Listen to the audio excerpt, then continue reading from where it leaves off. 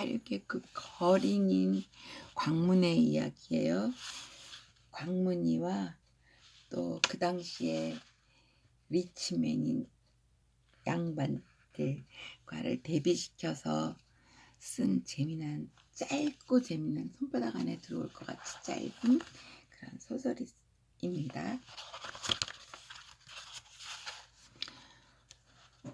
기생충, 요새 상탄 기생충처럼 있는 자와 없는 자의 얘기를 하고 있는, 풍자하고 있는 글이에요.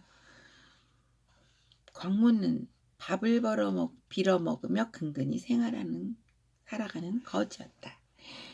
어느 날 구걸하기 위해 종로거리에 나갔었다. 그런데 여기저기 아이들은 광문을 모셔다 저희들 두목으로 추대하였고 자기들이 살고 있는 굴이나 가만히 앉아 지키도록 하였다. 하루는 눈비가 쏟아지는 몹시 추운 날인데 여러 거지 아이들은 모두 구걸을 나갔다. 그런데 한 아이는 병으로 따라가지 못했다. 그 아이는 춥고 아파서 슬피 느껴 울었다. 광문은 아주 불쌍하게 여겨 나가서 밥을 얻어다 그 아이에게 먹이고저 돌아보니 이미 숨을 거둔 뒤였다. 밥 빌러 나갔던 여러 거지 아이들은 마침내 집에 들어와 보고 광문이가 죽인 것으로 의심하였다. 그래서 광문을 마구 때려서 내쫓아 버렸다. 광문은 컴컴한 어두운 밤에 허둥지둥 기어서 마을 어느 인가를 찾아 뛰어들어간다. 그런데 그 집 개가 놀라서 덤비며 마구 짖는 것이었다. 집주인은 광문을 붙잡았다. 광문은 나는 원수를 피하기 위함이지 도적은 아닙니다. 주인님께서 믿지 못하시면 내일 아침에 장거리에 가서 알아보시면 됩니다. 하며 말하는 품이 퍽 순박해 보였다. 집주인은 속으로 광문이가 도적이 아님을 짐작하고 새벽에 놓아주었다. 광문은 사례를 하고 거적대기를 하나 얻어가지고 가버렸다. 집주인은 괴상하게 여겨 그 뒤를 따라가 보았다. 여러 거지 아이들은 한 시체를 끌고 수표교까지 오더니 그 다리 밑에다 시체를 버리는 것이었다. 수표교. 광문은 다리 밑에 숨었다가 거적대기로 둘둘 싸서 등에다 걸머쥐고 서대문 앞 공동묘지에다 묻어주었다. 그리고는 슬피 울면서 무엇인가 중얼거렸다. 이것을 숨어서 보고 있던 집주인은 달려들어 광문의 손을 잡았다. 광문은 이때 전후 사정 이야기를 남김없이 다 했다. 그 아이가 왜 죽었죠? 병이 들어서. 친구들이 구걸 가는 걸 병이 들어서 따라가지 못했는데 밥을 얻어먹였는데 얻어먹인 그 아이가 그냥 숨이 거둔 거죠. 이것을 듣고 집주인은 감탄한 나머지 광문을 데리고 자기 집으로 들어와서 옷을 주는 등 후대했다. 마침내 광문을 어느 약장사 하는 부잣집에 청거해 주었다. 그 집에서 고용살이를 한 지 오래된 어느 날 그 집 주인은 문 밖으로 나가서 힐끔힐끔 되돌아보고 다시 방으로 돌아와 살피고 다시 나가면서도 또 무엇인가 마음에 못마땅한 듯한 눈치였다. 볼일을 다 보고 돌아온 주인은 방 안을 살펴보고 깜짝 놀라며 광문을 노려보고 무엇인가 말하려다가 얼굴빛을 고치고 말이 없었다. 광문은 무슨 영문인지도 모르고 다만 묵묵히 일할 뿐 주인 눈치가 불쾌하다고 해서 무단히 그 집을 떠날 수도 없는 그런 노릇이었다. 며칠이 지난 뒤 그 집 주인의 처조카 되는 사람이 돈을 가지고 와서 부자 보고 하는 말이, 부자가 주인이에요. 저번에 제가 아저씨한테 돈을 좀 취하려고 찾아왔었어요. 그런데 마침 아저씨가 안 계셔서 방에 들어가서 돈을 가져갔는데 아마 아저씨는 모르셨을 겁니다 하는 것이었다. 이 말을 든 주인 부자는 크게 후회하며 광문에게 사과했다. 의심했던 거죠. 나는 옹졸한 사람이요. 공연히 그대의 마음을 상하게 해서 이제부터는 그대를 대할 면목조차 없소. 하며 아는 사람이나 친구인 부자나 또는 큰 장사꾼이나 그리고 종실과 높은 벼슬을 하는 사람에게까지 광문을 행실이 옳고 바른 사람으로 소개하고 칭찬했다. 그래서 모든 사람들이 모여 앉기만 하면 의뢰의 광문을 칭송하는 이야기로 꽃을 피웠다.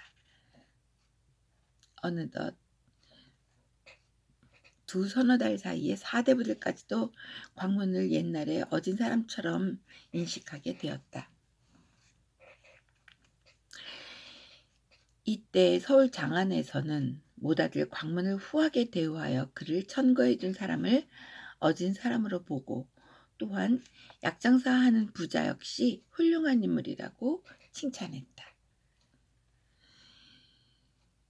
돈놀이를 하는 사람이 전당포를 하는 데 있어서 목걸이, 옷, 그릇, 그림, 집, 토지 및 종문서 등 물품을 담보로 영업하는 것이 당연한 일인지 광문은 아무런 전당을 잡히지 않고도 당연한 일인데 담보가 있어야 하는 게 당연한데 광문은 아무런 전당을 잡히지 않고도 천금을 대부받을 수 있는 신임이 있었다. 조금 옛날 소설이니까. 그러나 광문은 지극히 얼굴이 못났다. 말솜씨도 없고 사람을 움직일 만한 능력이 없고 입은 커서 주먹 둘이 한꺼번에 들어갈 수 있을 정도였다. 게다가 아주 심한 장난꾸러기여서 별별 짓을 다 했다. 그래서 이 어린애들은 상대방을 서로 헐어서 말하기를 네 형이 광문이지 하며 못난 것을 상징함으로 큰 욕이 되는 것이었다. 그것은 닮은이 광문의 별명이었던 까닭이다. 조금 전에 네 형이 닮은이지 라고 말하면은 아주 큰 욕이 됐는데 왜냐하면 닮은이는 광문이의 원래 별명이었고 광문이는 아주 못생긴 아이였으니까 네 형이 닮은이지 그러면은 너는 아주 못난 이지 하는 말이 되는 거라는 거죠. 광문은 싸우는 사람을 만나면 우통을 벗어던지고 덤벼들어 무엇을 입으로 중얼거리며 엎드려서 땅에다 금을 긋고 잘잘못을 가리는 신용을 하는 것이었다. 이것을 본 온 장터 사람들은 모두 웃고 싸우던 사람도 또한 웃으며 헤어져 버린다. 광문은 나이 40이 넘도록 머리를 따은 총각이었다.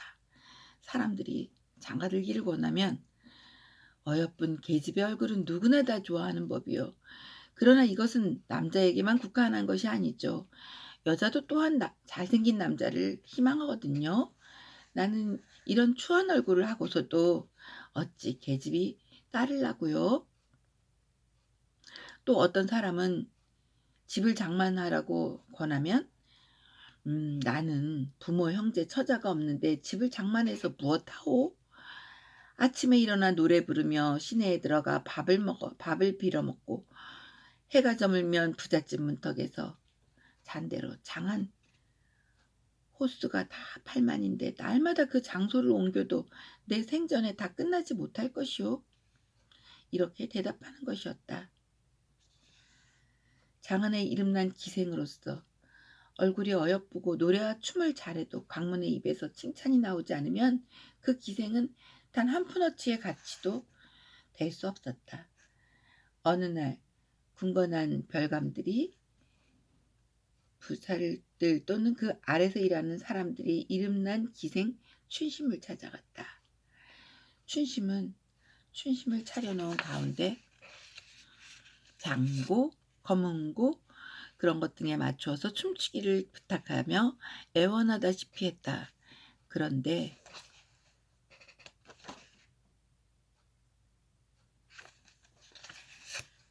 그런데 춘심은 마구 미루면서 춤출 생각을 꿈에도 하지 않는 것이었다.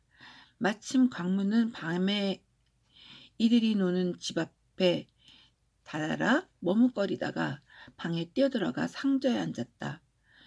광무는 비록 다 떨어진 옷을 입었지만 아무 거리낌 없이 당당한 태도였다. 눈가가 짓물러 눈곱은 더덕더덕하고 술 취한 목소리로 중얼거리며 상투를 풀어서 머리는 산발하고 있었다. 술좌석에 앉았던 사람들은 크게 놀라서 서로 눈짓을 하며 광문을 물 안에 쫓아버리려고 하였다. 그러나 광문은 더욱 다가앉으며 무릎을 치고 콧노래를 부르며 장단 맞추는 것이었다. 주심은 일어났더니 옷을 고쳐 입고 광문을 위하여 칼춤을 추기 시작했다. 좌석은 즐겁게 놀았다.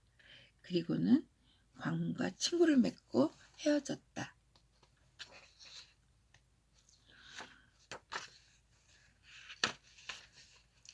양반의 생활과 거린의 생활, 그 기생은 광문이 꺼리낄 게 없는 사람이라는 것에 높은 점수를 주었던 것 같은데요. 위선적이지 않고 꺼릴 게 것 없는 사람이라고 생각한 것 같은데 뭐 짧은 소설이니까 예를 든 이유들이 탁탁 이치에 맞는 건 아니지만 전체적으로는 옛날 사람들이 어려운 사람들 즐겼을 것 같아요.